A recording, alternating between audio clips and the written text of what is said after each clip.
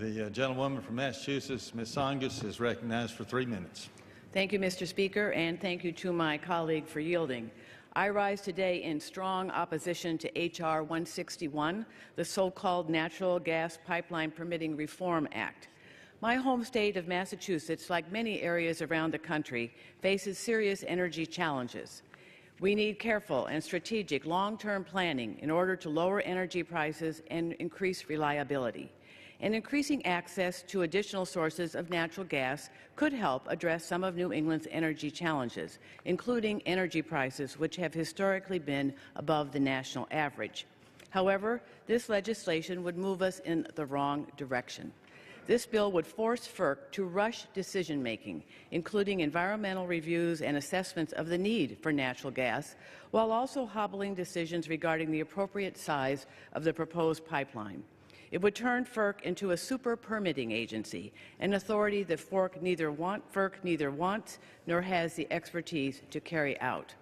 In my home district, we are currently navigating the FERC process that this bill purports to improve. A company is proposing to build a new 250-mile natural gas pipeline that crosses 3 states, including 7 communities that I represent.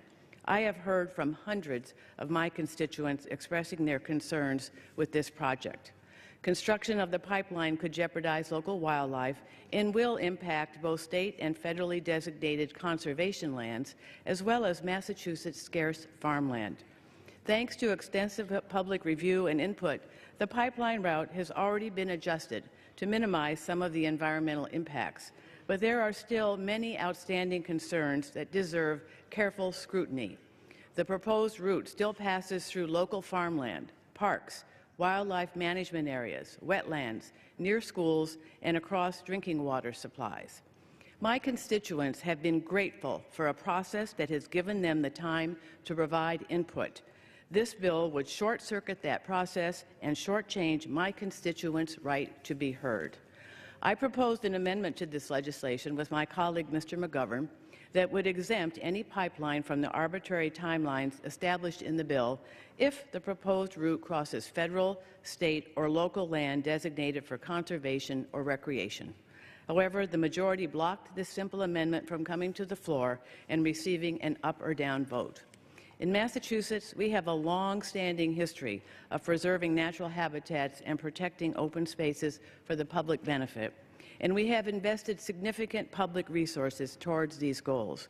Members should have been given the opportunity to vote on whether or not we should allow for a thorough review process to protect state investments. On behalf of my constituents, I ask my colleagues to oppose this legislation. Thank you, and I yield back the balance of my time.